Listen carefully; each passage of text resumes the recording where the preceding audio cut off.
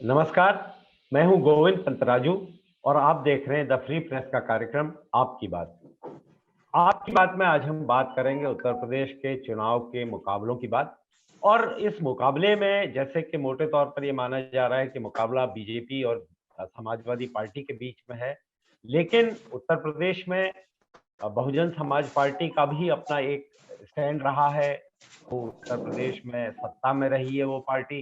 बड़ी संख्या में उनके विधायक भी जीतते रहे हैं, संगठन भी उनका मौजूद है। तो आज हम आपकी बात में इस बात पर चर्चा इसका करेंगे तो अभी कि लाइव किस हूँ मैं। तरह इसका से तो लाइव इस हूँ। चुनाव में जो बीएसपी है उसका दांव क्या है, बीएसपी की असलियत क्या है। बीएसपी का दावा तो यह है कि मायावती एक बार फिर से उत्तर प्रदेश में सरकार बनाएंगी, लेकिन ये दावा कितना चुनावी दावा है और कितनी इसकी हकीकत है, हम इसको भी जानने की कोशिश करेंगे। हम ये जानने की भी कोशिश करेंगे कि आखिर अब बीएसपी ऐसी पार्टी क्यों बन गई है कि उसमें जो भी नेता शामिल होता है, जो भी नेता उसके लिए अपना वक्त देता है, एक समय के बाद उसको दूध की मक्खी की तरह निकाल दिया जाता है या उसको निकलना पड़ता है। और बात जिस तबके के विकास की, जिस तबके को बदल देने की बात बीएसपी करती रही, और खास तौर पर मायावती के आने के बाद ये हमने देखा कि उसी तबके के लोगों को सबसे ज्यादा इस पार्टी में हम इसकी भी विन करने की कोशिश करेंगे।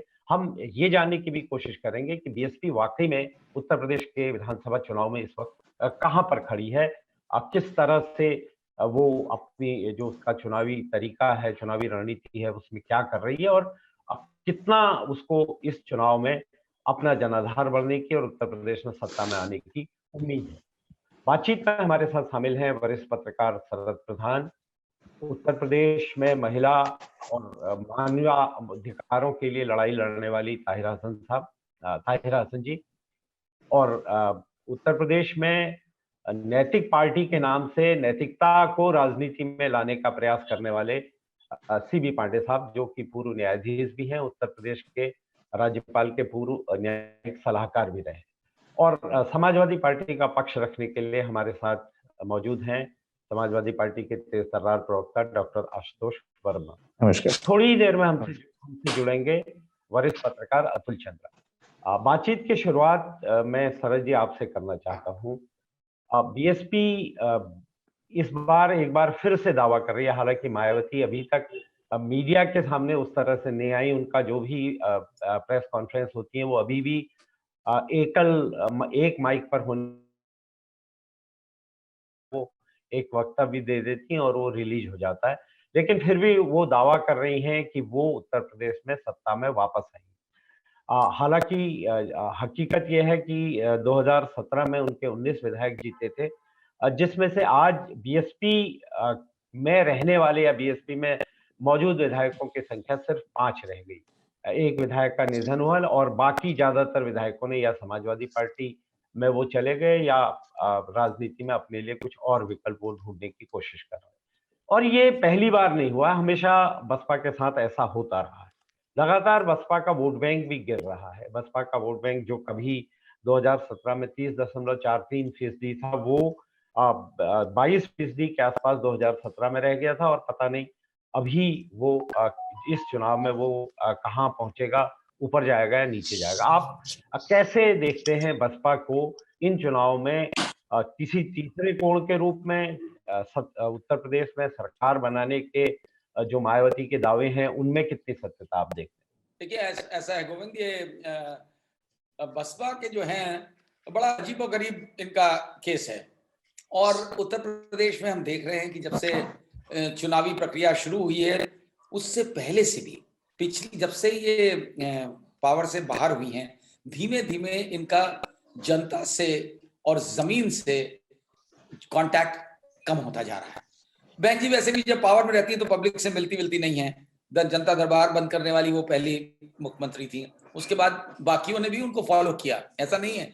वो मुलायम सिंह और उनके बेटे अखिलेश, इन लोगों ने भी जनता दरबार को ज्यादा वो नहीं है। लेकिन मायावती के बारे में ऐसा था कि वो बिल्कुल ही नहीं उनका सरोकार रहता था जनता से। और वो जो है पता नहीं, लोग कहते हैं इनसिक्योरिटी है, उनको घबराती हैं।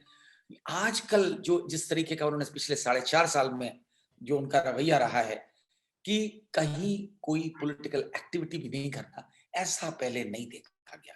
ये जरूर था क्योंकि वो निकलती थी जब इलेक्शन के आसपास, फिर जाना शुरू करती थी, लेकिन आज की डेट में अभी तक वो मैदान में नहीं दिखी है। और उनका बड़ा बढ़िया, जो आपने खुद ही एक्सप्लेन कर दिया, उनकी प्रेस कॉन्फ्रेंस होती है मोनोलॉग, उन्होंने भाषण दे दिया, सबने स्टेनोग्राफर की तरह नोट कर लिया, हो गई प्रेस कॉन्फ्रेंस। सवाल उनको अच्छे नहीं लगते हैं। आजकल खैर वैसे भी माहौल ऐसा हो गया है, जो भी पावर में लोग हैं उनको सवाल, पत्रकारों के सवाल से बड़ी नफरत है। तो बहन जी जो हैं वो जिस तरीके से उनका ये रहा है, तो ऐसा लगने लगा, लोगों में एक आम धारणा बन गई कि बहन जी जो हैं डरी हुई हैं, सहमी हुई हैं। अब देखिए, आप जो आपके पास दौलत बहुत ज्यादा होगी तो आपको थोड़ा डरना पड़ेगा, सीबीआई से भी, ईडी से भी, और उसका इस्तेमाल हो चुका है इनकी पार्टी पे, इनके नेताओं पे, इनके ऊपर। और किसी तरीके से कोर्ट में सतीश मिश्रा जी उनको कोर्ट से निजात दिलाते रहे, लेकिन इनकम टैक्स, सीबीआई, क्योंकि डिस्प्रोपोर्शनेट एसेट्स की भरमार थी। उनके भाई जो कुछ नहीं थे, जो किसी जमाने में नोएडा में क्लास 4 जॉब के लिए भर्ती हुए थे, उनकी दौलत कई 100 करोड़ में है। तो इस वजह से ऐसा लगता है कि हाँ वाकई में, और लोगों ने ये मान लिया था पिछले कुछ महीनों में कि मायावती जी इसलिए बाहर हैं और वो बीजेपी की बी टीम की तरह काम कर रही हैं। यानी कि उनका उद्देश्य ये दिखता है कि समाजवादी पार्टी जो एक प्रमुख ऑपोजिशन पार्टी इस वक्त है बीजेपी के खिलाफ, और इलेक्शन ज्यादातर ऐसे ही लगता है कि बसपा, बीजेपी और एसपी के बीच में होगा, तो उनका किस तरह ये वोट काट सकती हैं जिससे कि बीजेपी का फायदा हो जाए। और ये जाहिर है कि कहीं ना कहीं बहुत ऊपर से इंस्ट्रक्शंस आ रहे होंगे ऐसा करने को। और अभी भी सतीश मिश्रा काफी अपना उनका जो है कैंपेनिंग उनकी चल रही है, और वो क्लेम करते हैं कि सारे ब्राह्मण उनके साथ हैं, और प्रदेश के जो 14% ब्राह्मण है उसमें 10-11 तो उनके साथ चला ही जा चुका है, और वो सरकार इस वजह से वो, और उन्हें पूरा विश्वास है कि उनका अपना दलित वोट जो है वो भी नहीं खिसक रहा है। तो ये क्लेम तो बहुत बढ़िया है, और उम्मीद में दुनिया का है, तो वो कहने को कुछ भी कह सकते हैं, ग्राउंड रियलिटी बहुत फर्क है। मेरा तो मानना ऐसा है कि मुझे लगता है कि ये बहन जी के बिहाफ पे जो सतीश मिश्रा जी कर रहे हैं और अपने आप को दिखा रहे हैं, और बीच बीच में बहन जी जो हैं प्रेस रिलीजेस, ट्वीट्स कर करके, और ठीक है उनकी रैलीज जो सतीश मिश्रा की हो रही है, अच्छी भीड़ जमा हो रही है, कैसे हो रही है, क्यों हो रही है नहीं पता, लेकिन लोगों की आम धारणा ये हो चुकी है कि बसपा अपनी मार्केट वैल्यू बनाए रखना चाहती है। देखिए उनका एक कल्चर है कि वहां पे टिकट का रेट होता है, तो अगर मार्केट वैल्यू अच्छी नहीं होगी तो दाम नहीं मिलेगा। इस वजह से भी अपने आप को सीन में दिखना बहुत जरूरी है। खैर दिखने का आजकल काम सब कई पार्टीज करती हैं, रूलिंग पार्टी हमारे बीजेपी के वरिष्ठतम नेता जो हैं वो मैं 2 मिनट में आपको करूंगा, 2 मिनट बस रुकिए, लाइव हूं मैं। तो अब देखिए ये तो समय बताएगा कि क्या होता है। मुझे फिलहाल नहीं दिखता कि बीएसपी कहीं फाइट में मैं लाइव हूं, ठीक है कि उनका एक जो फिक्स्ड वोट है उसमें गिरावट होगी, लेकिन फिर भी मिलेगा उन्हें 17-18% उनका वोट कहीं जाए, लेकिन सीटों में कन्वर्ट होते नहीं दिखता है। बिल्कुल, जो आपका आकलन है वो उसमें काफी कुछ सच्चाई भी दिखती है, लेकिन ताहिरा जी, जैसे उत्तर प्रदेश में इस बार का चुनाव जो है वो महिला मुद्दों के इर्द गिर्द वो केंद्रित है। जो कांग्रेस की नेता हैं, हालांकि संगठन कांग्रेस का भी नहीं है, लेकिन कांग्रेस की नेता प्रियंका गांधी ने उत्तर प्रदेश के चुनाव में एक कोण दे दिया है, एक एंगल दे दिया है कि मैं लड़की हूं, मैं लड़ सकती हूँ। और बीएसपी अपने आप में ऐसी पार्टी है कि जिसका अध्यक्ष महिला हैं, और वो उत्तर प्रदेश की मुख्यमंत्री रह चुके हैं। एक तरह से अगर महिलाओं की बात की जाए तो महिलाओं का जो नेतृत्व है वो ताकत वो पहले दिखा चुकी है। तो ऐसे में आपको लगता है कि क्या इस बात की कोई संभावना है कि एक महिला नेता होने के नाते महिलाओं का समर्थन बीएसपी को मिल सकता है किसी तरह से? नहीं, देखिए ये बात तो सही है कि प्रियंका गांधी ने एक नैरेटिव सेट किया है जहां महिलाओं को फोकस में लाया गया है, जिसमें सभी लोग कोशिश कर रहे हैं विमेन एम्पावरमेंट पे बात करने की। ये एक बड़ी बात है, बड़ी उपलब्धि है। मायावती जी के लिए देखिए, जब ये 2007 में जो दलित महिलाएं हैं, जब हम उनसे बात करते थे तो वो मायावती को एक सॉलिड रॉक की तरह देखती थी कि उनके साथ खड़ी थी मजबूती के साथ। लेकिन आप देखिए हल्के हल्के ये काशीराम का एक विजन था बीएसपी, और ये अंबेडकर जी की तमाम टीचिंग को लेके ही आगे बढ़े थे। और अंबेडकर ने एक ही कई बार महिला संगठनों की बात की है कि महिला संगठन बहुत जरूरी है, women movement is very important.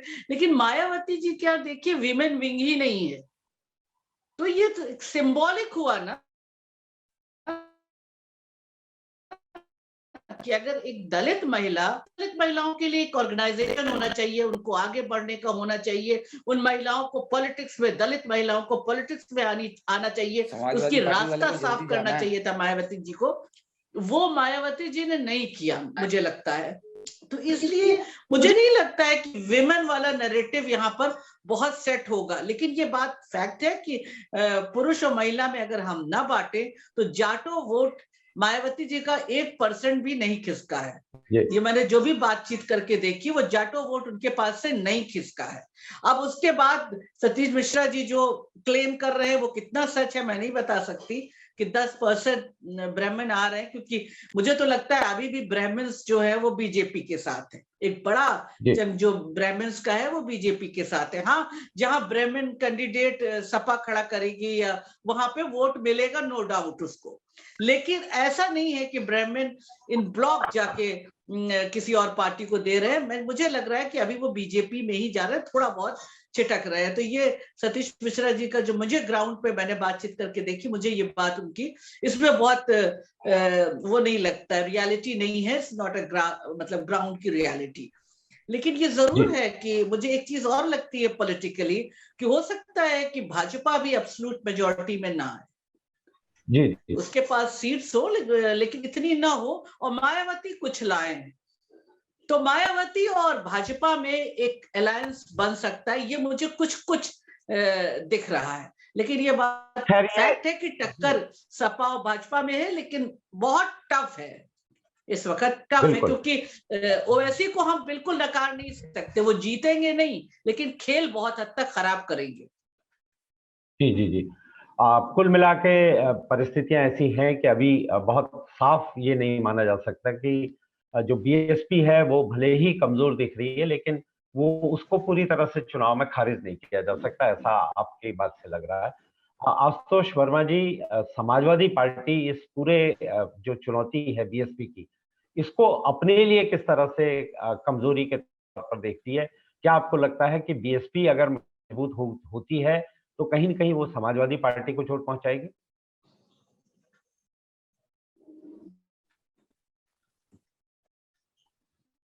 Ashutosh जी, आप तक आवाज पहुंच रही है?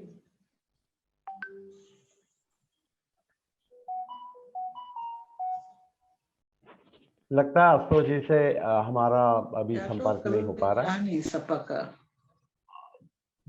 अतुल जी, आप किस रूप में देखते हैं जो बीएसपी का दावा है कि वो उत्तर प्रदेश में दोबारा से सत्ता में आएगी, सरकार बनाएगी, मायावती फिर से मुख्यमंत्री बनेंगी, और जो जोर बीएसपी ने देने की कोशिश की है वो एक तो ब्राह्मण जो वर्ग है उसको अपने पक्ष में करने की कोशिश की है। इसके लिए सतीश मिश्रा काफी लंबे समय से कोशिश कर रहे हैं, लगातार वो रैलियां कर रहे हैं, सभाएं कर रहे हैं, ब्राह्मण जो संगठन है उनको अपने साथ जोड़कर तमाम जो ब्राह्मण बहुल सीटें हैं वहां पर उन्होंने काफी कोशिश की।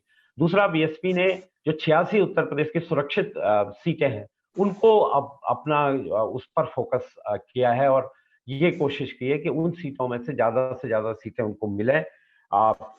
जो पिछला आंकड़ा है उसमें 41 तक सीटें बीएसपी को मिली हैं, जो सुरक्षित सीटें। आपको क्या लगता है बीएसपी इस चुनाव में क्या एक गेम चेंजर हो सकती है? क्या बीएसपी इस चुनाव में दूसरों का खेल खराब कर सकती है, या फिर बीएसपी खुद सत्ता में जो उनका आने का सपना है वो आप सफल हो सकता है? आपको क्या लगता है?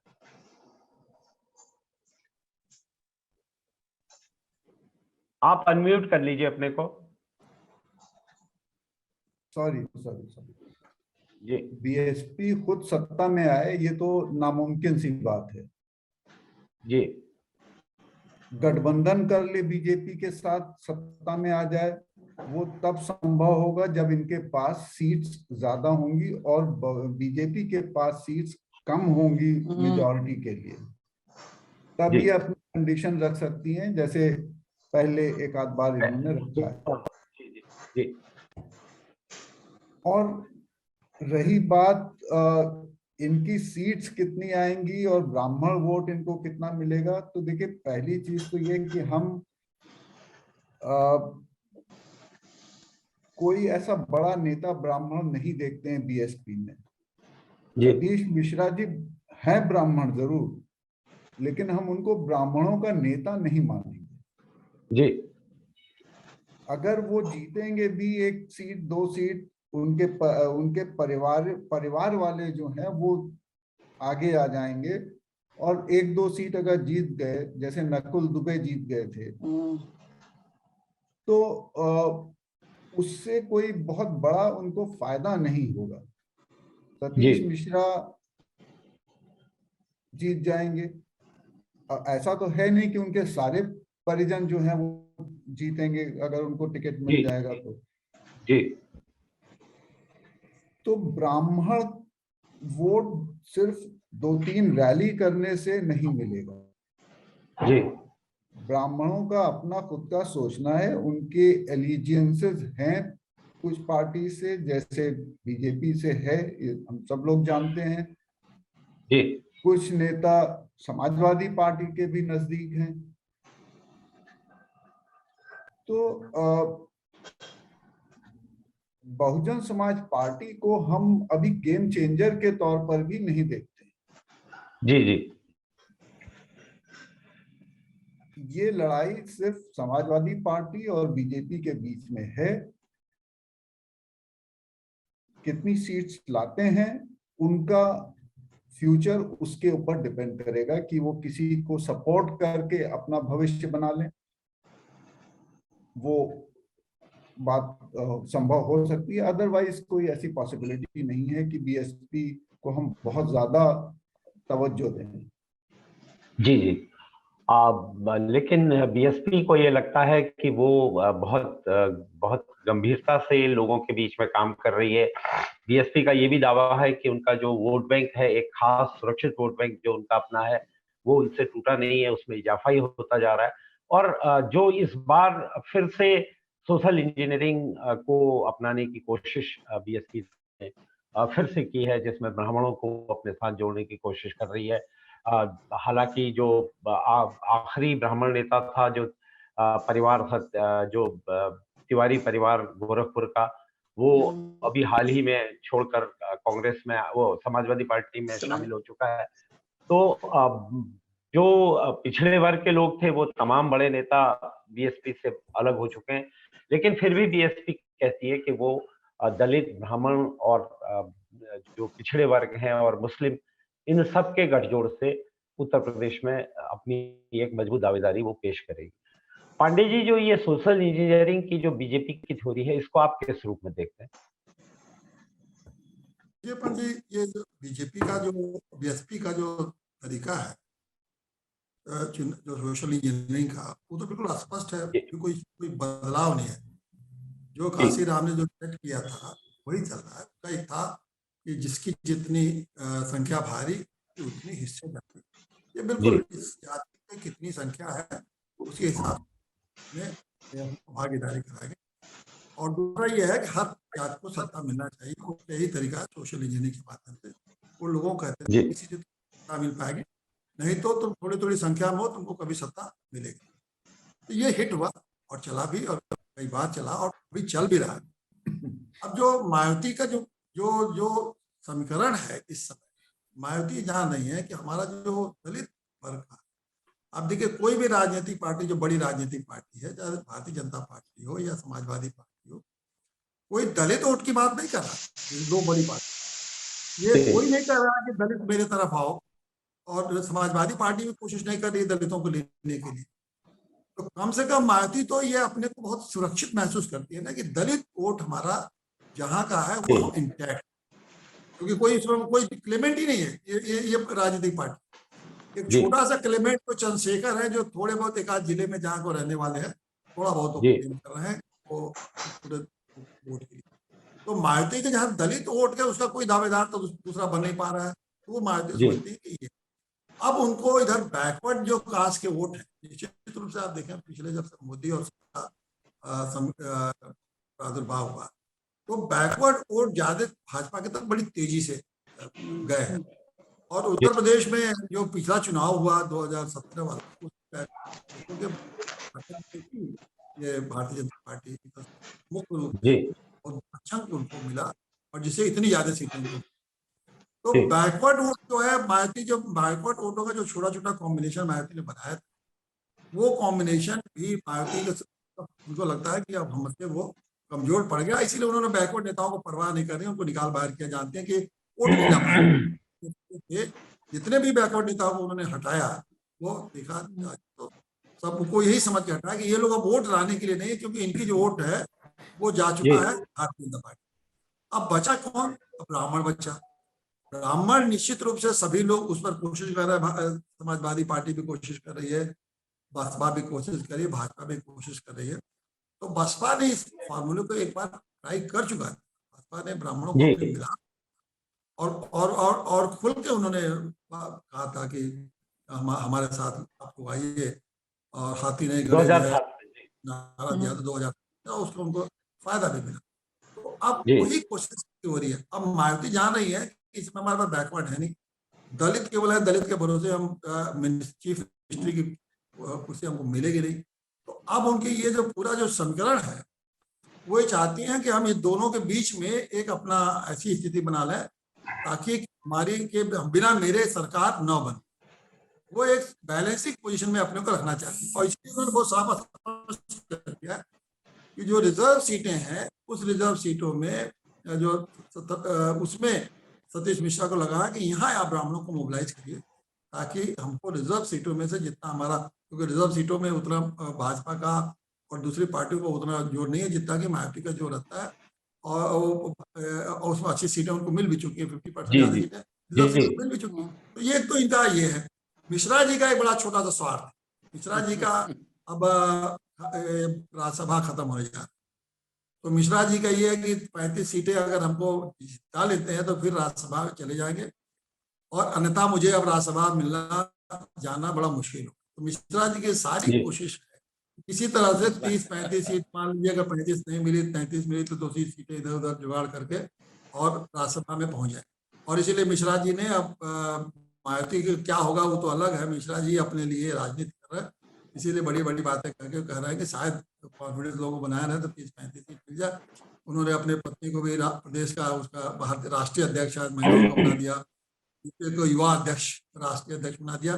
तो परिवार के सारे लोगों को पद देके और अगले बार राज्यसभा में पहुंच जाए तो फिर 6 साल के लिए स्थिति हमारी ठीक हो जाए। और मायावती को भी लगेगा कि अब हमसे दुकान बंद होने के साथ है, तो वो शायद भाजपा के साथ कोई बड़ा पैक्ट करके अपने केंद्र में अपनी जगह बना लें। तो मुझे तो यही लगता है। तो पहला तो प्रायोरिटी है कि हम एक गवर्नमेंट बनाने में कोई, अगर हमारे स्टेट में हमारी कोई भूमिका बन जाएगी, और 30-35 अगर सीट आ गई तो आए हो जाएगी निश्चित रूप से। 30-35 अगर हो गए तो ये समझ लीजिए बार्गेनिंग पोजिशन हो जाएंगे। अगर 2-4 सीटें पाती हैं तो नहीं हो पाएंगे, लेकिन 30-35 सीटें इन लोगों के लिए वो वरदान है। उधर मायावती बार्गेनिंग पोजीशन में है, सतीश मिश्रा एमपी हो जाएंगे, परिवार भी राजनीतिक बन जाएगा। तो इन लोगों को बनाइए कि इन लोगों का भगवान इनकी मदद करना 30-35 सीटें इन्हें दिला दें, और नहीं तो समझ लीजिए कि सबके भविष्य अंधकार में बहुत जल्द होने वाले चुनाव। चलिए 30-35 सीटें सतीश मिश्रा का लक्ष्य है, सत्ता में वापसी मायावती का लक्ष्य है। लेकिन शरद जी, जैसा पांडे जी ने कहा कि जो दलित वोट बैंक है वो अभी भी मायावती के साथ इंटैक्ट है, मायावती के साथ उसमें किसी भी तरह का कोई कमी नहीं। गोविंद, उन्होंने ये कहा कि आपको ये लगता है कि क्या जो दलित में सिर्फ एक जाति विशेष का वोट है, क्या मायावती के साथ अब सिर्फ वही बचा है? क्योंकि जो बाकी की दलित जातियां हैं वो ये दिख रहा है कि वो इधर वो अपना दूसरा राजनीतिक भविष्य दूसरी बिल्कुल, ये बड़ी स्पष्ट है, ये बात बड़ी स्पष्ट है कि मायावती के साथ जो जाटव वोट बैंक है, जो उनका जो दलितों का एक बड़ा समूह है, वो उनके साथ है, क्योंकि वो स्वयं उस जाति को बिलोंग करती है, सब जाति को बिलोंग करती है। और मायावती जी का शुरू से वो भी रहा है कि उनका झुकाव भी उस तरफ ज्यादा रहा है, जैसे हर नेता का अपनी जाति के लिए ज्यादा झुकाव होता है, तो उनका, और ये उनके वोट बैंक में जो टोटल दलित वोट बैंक था, उसमें जो डेंट डाला, वो पहली बार नरेंद्र मोदी ने 2014 के इलेक्शन डाल दिया था। उसमें मोस्ट बैकवर्ड भी मायावती के साथ जाते थे, जो अति पिछड़ी जातियां थी, तो वो पहले सबसे पहले वो गए। 17 में दलितों के कुछ इससे निकल गए। आज 19 में भी वही हुआ। 19 में मायावती को सीटें 10 इसलिए मिली लोकसभा में, क्योंकि उन्होंने अखिलेश के साथ अलायंस कर लिया, और अखिलेश उनके ट्रैप में आ गए। वो समझे कि मायावती वो फॉरगिव एंड फॉरगेट वाली बात कर रही है। उन्होंने जो पुराना झगड़ा था, मुलायम ने उनको जो स्टेट गेस्ट हाउस में जो बसपा वालों की पिटाई लगवाई थी और जो कांड हुआ था, उसको लेकर के उससे उन्होंने स्कोर सेटल कर लिया, अलायंस तो कर लिया, लेकिन अपनी पार्टी का वोट समाजवादी पार्टी को ट्रांसफर नहीं होने दिया। नतीजा क्या हुआ कि बसपा को तो सपोर्ट मिला समाजवादी पार्टी का, और 10 सीटें लोकसभा में मिल गई, जो बहुत बड़ी बात थी, उम्मीद नहीं थी। और समाजवादी पार्टी नीचे चली गई। तो ये स्ट्रैटेजी अब नहीं चलेगी। अब मायावती इतना एक्सपोज हो चुकी हैं कि मुझे नहीं लगता कि इस प्रकार, और ये निश्चित है कि उनका वोट बैंक कई कारणों से गिरा है। एक तो ये कि जब बसपा का, देखिए आप, जब वो पावर में आती है तो उसका एकदम ग्राफ बढ़ता है सपोर्ट का, और पावर से जाती है, और अब क्योंकि समय अब 10 साल हो रहे हैं बाहर पावर के, तो और नीचे जाना लाजमी है। और दूसरा, जब ये स्वयं थी मुख्यमंत्री, तो इन्होंने उन तबकों के लिए कुछ ऐसा स्पेक्टेकुलर नहीं किया जिसकी वजह से लोग इनके साथ पूरी तरह जुड़े रहते हैं। तो मायावती का मुझे लगता है धीमे धीमे रोल राजनीति में, और वो यूपी की ही राजनीति में है, बाकी तो कहीं है नहीं, तो वो धीमे धीमे गिरता जा रहा है।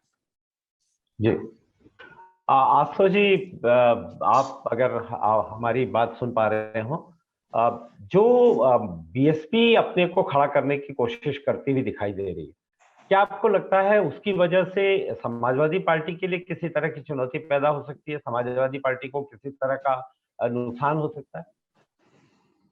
गोविंद जी, देखिए, पिछले 3 दशकों में उत्तर प्रदेश की राजनीति में समाजवादी पार्टी बहुजन समाज पार्टी का सीधी तौर पर टक्कर रहा है। कई बार ऐसा हुआ है कि बहुजन समाज पार्टी ने जो है भारतीय जनता पार्टी का भी साथ लिया है। लेकिन अगर आप लगातार उनकी देखें कि जिस तरीके से उनका ग्राफ बढ़ा है, 1991 में लगभग 12 सीटें, उसके बाद 93 में 67 सीटें, 96 में फिर 67 सीटें, फिर 98 सीटें, और 2007 पे पीक पे पहुंचकर 206 सीटें। लेकिन 206 उसके बाद 12 में जब हम लोग सत्ता में आए, तब उनकी सीटें घट के 80 हो गई हैं और अब 19 हो गई हैं। आज के परिदृश्य में बहुजन समाज पार्टी के वो कैडर जिसने इस पार्टी में कांशीराम जी के साथ किया था, और जो आज 19 में से ज्यादातर 80% विधायक ये कह रहे हैं कि बहन जी अपने रास्ते से भटक गई हैं, उसका आशय समझना चाहिए। वो सब सामाजिक न्याय की लड़ाई लड़ रहे थे, और जब उनको लगा कि बहन जी ने इस पिछले 5 वर्षों में वो सारे काम किए जो सामाजिक न्याय के लिए नहीं सही है, तो उन्होंने समाजवादी पार्टी के साथ में आना शुरू किया। और देखिए, कहीं ना कहीं अगर आप जन सरोकार की बातों को नहीं लेके आएंगे, तो सिर्फ आप नए नए लोगों को ला के कहिए कि हमने इनको पार्टी से निकाल दिया है। आप एक नाम ले लीजिए, मैं नाम ले लेता हूँ रामअचल राजभर का, मैं नाम ले लेता हूँ रामप्रसाद चौधरी का, मैं नाम ले लेता हूँ क्या कहते हैं लालजी वर्मा का। ये सब कैबिनेट मंत्री और एक तरीके से उप मुख्यमंत्री के तरीके से थे, और इनका जनाधार था। जहां तक सतीश चंद्र मिश्रा की मैं बात करता हूं, वो एक अच्छे अधिवक्ता है, अपनी बातों को अच्छे रखते हैं, लेकिन पब्लिक जनाधार कहाँ है? आप सिर्फ ब्राह्मण के नाम पे वोट करके आप सरकारें नहीं बना सकते, और ये सरकारें समझना चाहिए। अगर बहन जी का हाथ छूट नहीं जाता तो चंद्रशेखर जैसे व्यक्ति को आना नहीं पड़ता, और भीड़ है उसके पास लोग हैं। तो आप जब जन सरोकार के मुद्दों के लिए नहीं आगे आएंगी, और आप जो है पढ़े पढ़ाए, जैसे शरद जी ने बोला कि पढ़े पढ़ाए नोट्स जो है वो आप पढ़ देंगे, तो फिर जनता कहेगी कि हमको रास्ता चुनना पड़ेगा।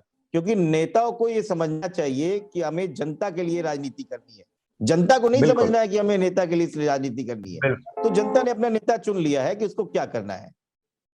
बिल्कुल। यानी कि आपका मानना है कि आपको बीएसपी का किसी भी तरह का जो प्रदर्शन है, आपके लिए वो किसी तरह की चुनौती नहीं बनने वाला। बीएसपी जी। का चाहे जो भी हश्र हो, आपकी पार्टी को जो उम्मीद है, जो उत्तर प्रदेश में सत्ता की दावेदारी है, वो अपनी जगह गोविंद जी, हम कायम लोग है। उसके आगे बढ़ चुके हैं अब। जी, जी, जी। ताहिरा जी, जो बात यहाँ पर हुई थी, पांडे जी ने जिस बात का जिक्र किया था, एक तरफ उत्तर प्रदेश में राजनीति में ये बात एक बड़ा मुद्दा बन के आ रहा है कि महिला शक्ति को आगे आना चाहिए और आधी जो तादाद है जनसंख्या की, उसका हक मिलना चाहिए। दूसरी तरफ अभी जैसे यहाँ पर जिक्र आया कि जो बीएसपी में जो सतीश मिश्रा हैं, उन्होंने अपनी पत्नी को जो है वो महिला मोर्चे का अध्यक्ष बना दिया है। तो क्या आपको लगता है कि ये इस तरह से जो परिवारवाद है, ये राजनीति में महिलाओं को जो स्थान मिलना चाहिए, उसके लिए बाधा खड़ी कर सकता है, कर रहा है? नहीं, बिल्कुल ये कर रहा है, और इससे कोई महिला का सशक्तिकरण नहीं होगा। और खासकर जो मैंने कहा पहले भी, काशीराम ने जो एक विजन लेके चले थे इस पार्टी को, और अम्बेडकर का भी वो पूरा आइडियोलॉजी उन्होंने कोशिश की थी कि उसको ले जाके कैसे पावर में लाया जाए, दलितों को आगे ले जाया जाए, और एक सोशल जस्टिस की बात हो, एक समता मूलक समाज की बात हो। लेकिन सिर्फ इससे कि सतीश मिश्रा जी की पत्नी महिला मोर्चे की कुछ बन गई, उससे क्या होगा? डिपेंड करता तब जब वो वहां से लाते ना, खेत मजदूर, हमारी जो महिलाएं हैं जो खेतों में काम कर रही दलित महिलाएं, जो लैंडलेस महिलाएं हैं, उनको लाते, उनको अपने मोर्चे में रखा जाता, उनको कोई पोजीशन दी जाती। जिनकी बात आप कर रहे हैं, उनकी बात क्या लंबे समय तक ये जो है अपर कास्ट के ही लोग करते रहेंगे? बात उनकी होगी, इशू दलित का होगा, इशू ओबीसी का होगा, और बात करेंगे दूसरे लोग। तो जिनका इशू है, जिनका मसला है, जिनकी प्रॉब्लम्स है, उनको आना चाहिए, उनका पार्टिसिपेशन बढ़ना चाहिए। तो मुझे लगता है दलित महिलाएं ऐसा नहीं है, वो बिल्कुल अब जागरूक हो रही हैं, जागरूक हो चुकी हैं, और वो अपने इश्यूज पे काफी मजबूती से अपने इशू को समझती हैं। वो देख रही किस तरह से अभी रसोई जो बना रही है, अगर दलित महिला, तो उसका खाना नहीं खाया जा रहा है, इस तरह का चल रहा मिड डे मील वगैरह में। तो ये सब इश्यू सिर्फ सतीश मिश्रा जी की पत्नी के वो महिला मोर्चा में बन जाने से नहीं हुए। दिस इज सिंबॉलिक, और सिंबॉलिक चीजें हमारी जनता समझती है, उससे मुझे नहीं लगता कोई फर्क पड़ने वाला है इससे। वो बिल्कुल अपनी जगह जी, आप कुछ कहना चाहते?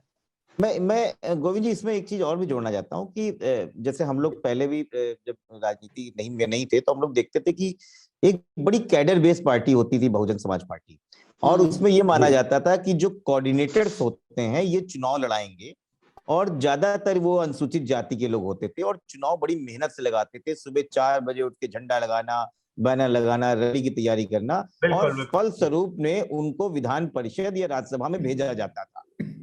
लेकिन जब उनको ये लग गया कि एक बार में सतीश चंद्र मिश्रा हो गए राज्यसभा में, दूसरी बार फिर हो गए, और कितनी बार सुबह 4 बजे सतीश चंद्र मिश्रा ने कितने झंडे लगाए होंगे, कितनी मीटिंगें कोऑर्डिनेट की होंगी, तो ये लोग देख रहे हैं कि ये किस तरीके से पार्टी को हाईजैक किया जा रहा है अलग तरीके से। तो ये मेरे पास कई पुराने बीएसपी के लोगों ने इस बात को शेयर किया कि वो जो रास्ता है वो कहीं से डाइवर्ट इस तरीके से हुआ कि वो मूलभूत पार्टी रह नहीं गई है। तो कहीं ना कहीं वोटर्स ने और लोगों ने अपना रास्ता चुन लिया है, क्योंकि लड़ाई तो लंबी है ही, उनको पता है। बिल्कुल। अतुल जी, जो बात यहाँ पर आशुतोष जी ने कही है, ताहिरा जी ने भी थोड़ा उसी तरह की बात कही। जो बीएसपी है, बीएसपी अगर नीचे की तरफ लगातार जा रही है, पार्टी के जो 19 विधायक जीत के आए थे, उसमें से अगर आज चुनाव के आसपास सिर्फ 5 बचे हैं, क्या वजह आपको लगती है? कौन बड़ी वजह है जिनकी वजह से बीएसपी नहीं, ये बातें तो सब कह दी गई हैं कि बीएसपी जो अपने मूल सिद्धांत थे उनसे हट चुकी है जी। सिर्फ अब सोशल इंजीनियरिंग वाली बात जो कही गई है, उसमें भी अगर आप देखें तो आज मुस्लिम्स उनके साथ जाने को तैयार नहीं हुए। बिल्कुल। सोशल इंजीनियरिंग का फॉर्मूला जो है वो अब सिर्फ जाटो वोट और ब्राह्मण सतीश मिश्रा का फेस सामने रख करके जो जी। काम नहीं करेगा। जी। जो दलित वोट है उसमें गोविंद शुरू से ही वाल्मीकि और पासी जैसे, वो वाल्मीकि तो काफी हद तक प्रो बीजेपी थे, पासी भी। पासी भी कुछ उनकी तरफ इंक्लाइन रहते थे, बाकी समाजवादी पार्टी की तरफ आ जाते थे। तो बसपा मायावती के पास सिर्फ जाटो वोट कॉल कर रहे हैं लेकर बार बार, उनसे 2 मिनट रुक जाए। कैसे उनकी सीट्स बढ़ेंगी, 35-36 सीट्स किस तरह से आएंगी। ये मत समझिए कि दलित वोट बीजेपी को या समाजवादी पार्टी को नहीं जाएगा। बीजेपी ने, शरद ने बताया कि बीजेपी को दलित वोट लोकसभा और विधानसभा चुनाव में कितना मिला है, तो वही ट्रेंड रहेगा। और अभी तो कैंपेन शुरू नहीं हुआ ना, अभी तो देखिए दलितों के लिए क्या क्या और किया जाता है। और ताहिरा जी ने जो कहा कि वो सिंबॉलिक है, सतीश मिश्रा की पत्नी किस तरह से महिला मोर्चा की अध्यक्ष बन जाएंगी, ये समझ के परे है किसी भी तरह से। It is incomprehensible. नहीं, और मजे की बात यह है अतुल कि वो दूसरों के परिवारवाद की बात करते हैं, और अपना जो परिवारवाद अब उन्होंने अपनी लड़की, अपने लड़के, अपनी सबको जो है बहुजन समाज पार्टी का नेता बनाने में लगे हुए। जो महिला घर के बाहर ना निकली हो उसको आप महिला मोर्चा का अध्यक्ष बना दें, and you expect people to fall in that trap. तो जनता इतनी बेवकूफ नहीं है। बिल्कुल बिल्कुल। आशुतोष जी, जो आपने अभी ये जिक्र किया था कि बसपा के जो नेता समाजवादी पार्टी में आए हैं, उन्होंने आपको बहुत सारी चीजें बताई। आपको क्या लगता है उनके आपकी पार्टी में शामिल होने से, और वो अच्छी खासी तादाद में वो लोग हैं, अब जो समाजवादी पार्टी का अभियान है उसको कितनी ताकत मिल रही है? नहीं, मैं इसको कहूंगा बहुत ताकत मिल रही है। और मैं पर्सनली मैंने देखा, देखिए उनकी काम करने का स्टाइल साइलेंट है। मैं आपको एक छोटा सा उदाहरण दूं। अभी हमारे वहाँ बूथ कमेटियों की एक मीटिंग हो रही थी, और अक्सर ये हो जाता है कि भाई विधानसभा अध्यक्ष बूथ कमेटी लेके आ जाता है अपने बूथ अध्यक्षों के साथ, और कहते हैं हाँ ये है, ये इतनी लिस्ट है। नहीं, हमारे वहाँ इस बार ऐसा नहीं हुआ। हमारे वहाँ जैसे लखनऊ में ही इंजी सरोज जी आए, उन्होंने कहा नहीं रुक जाओ, एक विधानसभा की खाली मीटिंग होगी, बाकी सब लोग बाहर जाओ। और कहा भैया लिस्ट लाओ, और वो मीटिंग एक विधानसभा की 4 घंटे चली। भाई ये कौन है, इसका क्या नाम है, हाँ भाई तुम खड़े हो, तुम्हारा क्या काम है, तुमने क्या क्या किया, क्या जानते हो समाजवादी पार्टी में। And this was really appreciated कि, और कोई फूल माला नहीं, कोई फोटो नहीं, कोई हाय हल्ला नहीं, कोई जयकार नहीं। जब 4 घंटे बाद वो निकले तो विधानसभा अध्यक्ष मेरे पास कह रहे भैया मैं नहीं सोचता इतनी मेहनत और करनी पड़ेगी कागज पे। एक एक कागज की बारीकियां, उसका वोटर आईडी नंबर, टीडीक्यू number, and that was really appreciating कि ये होता है सॉलिडिफिकेशन। और ये मुझे लगता है कि बीएसपी की जो कैडर की नीति थी उसको समाजवादी पार्टी मिल रही है कि आप साइलेंटली काम करते रहिए। देखिए इंजीत, मैं आपको एग्जांपल इंजीत सरोज का इसलिए बोल रहा हूँ कि वो काम कर रहे हैं। आपने कहीं उनकी फोटो नहीं देखी होगी हमारे वहां, लेकिन इंजीत सरोज जी हैं, चाहे मैंने इसके पहले लालजी वर्मा का नाम लिया, राम प्रसाद, ये लोग इतनी बढ़िया तरीके से काम करना जानते हैं, जो शायद समाजवादी पार्टी का जोश और उनका डिसिप्लिन मिल रहा है। और इसी का रिजल्ट आप सब लोग ये कहने लगे हैं कि अब लड़ाई दूसरी तरीके की चल रही। तो मुझे लगता है कि बहुत अच्छा उसका हम लोगों को फायदा मिल रहा है, और मैं सोचता हूँ कि आगे पार्टी इस तरीके से और चलेगी तो और आगे हम लोगों को फायदा मिलेगा। चलिए, आपको कहीं जाना भी है शायद जी। सीबी पांडे साहब, जो बात यहाँ पर निकल के आई जिसमें जो ब्राह्मण को केंद्र बनाकर बीएसपी अपनी राजनीति करने की जो बात कर रही है, इस तरह की जो चर्चा है, आपको क्या लगता है अभी भी कोई गुंजाइश है उत्तर प्रदेश में कि जो ब्राह्मण हैं वो जो चुनाव के नतीजे हैं उनको बदल सकते एक पार्टी के पक्ष में जाकर? जी देखिए, ब्राह्मण का मैं व्यक्तिगत रूप से, हो सकता है कि मेरे विचारों से बहुत सहमत हूँ, मैं व्यक्तिगत रूप से ही नहीं समझता हूँ कि ब्राह्मण किसी के पिछलग्गू बन के रहा है। वो सिर्फ कई बार पार्टियां कभी किसी के साथ, देखिए कभी कांग्रेस साथ था, उसी कांग्रेस की इमरजेंसी के बाद उसको छोड़ दिया, इंदिरा गांधी को इमरजेंसी लगा दी, नाराज हो गए, कौन सी बात इमरजेंसी लगाती है, छोड़ दिया इंदिरा गांधी, बस हारी। तो उसके बाद आप ये जो बात हो रही है अखिलेश जी के ही क्राइम बहुत बढ़ गया था जब अखिलेश की सरकार थी, तभी ब्राह्मण चिढ़ गए ये सपा को जिताने के लिए। उसमें भाजपा मजबूत नहीं थी, उन्होंने देखा कि अखिलेश को बाहर करने की जरूरी है कि हम बसपा के साथ जाए, और बसपा के साथ क्या खुल के गया। और उसी का 2000 बार बार मिश्रा वही फॉर्मूला चला रहा है, लेकिन वो नहीं जानते कि उसमें ब्राह्मण चिढ़ा हुआ था, क्योंकि उसमें ये इस पार्टी में बहुत ज्यादा सपा समाजवादी पार्टी में आपराधिक लोग का बहुत बोलबाला हो गया था पूरे प्रदेश में, और इसीलिए ब्राह्मण उधर।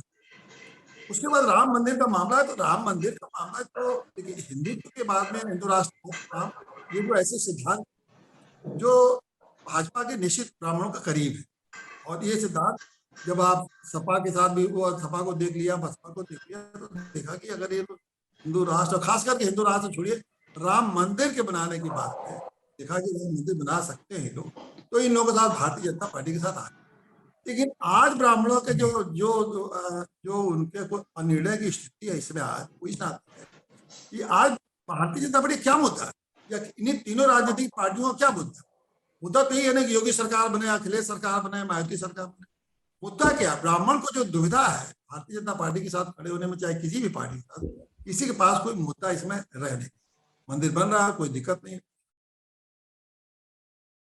ये अगर कोई भी पार्टी ब्राह्मण कोई कन्विंस कर दे कि भाई आपका वोट मुझे क्यों चाहिए, इसलिए चाहिए कि हम भारतीय जनता पार्टी यही तो कहेगी कि हम हिंदू राष्ट्रवाद का करेंगे। बिल्कुल, लेकिन फिलहाल बीएसपी यही कहते हुए दिखाई दे रही है कि आप हमारे साथ आइए और हम सरकार बनाएंगे उत्तर प्रदेश में, आपको आपका हक मिलेगा।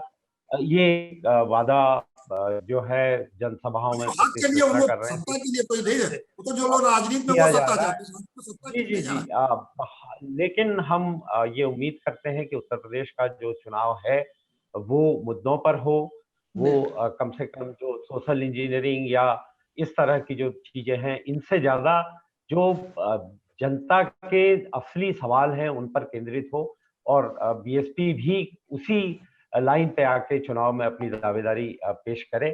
हम इसी के साथ आज आपकी बात को यहीं पर समाप्त करते हैं। हम अपने दर्शकों को नववर्ष की शुभकामनाएं देते हैं। नववर्ष हमारे दर्शकों के लिए, आप सबके लिए शुभ हो। जो कोरोना की एक बहुत त्रासद पीड़ा हमने झेली है, उससे हम लोग मुक्त रहें, और मिलजुल कर भारत को आगे बढ़ाने में हम सबका योगदान हो। इसी कामना के साथ हम अपने दर्शकों से आह्वान करते हैं कि वो हमको सब्सक्राइब करें, लाइक करें, शेयर करें, और अपनी टिप्पणियों से, अपने विचारों से हमको अवगत कराते रहें।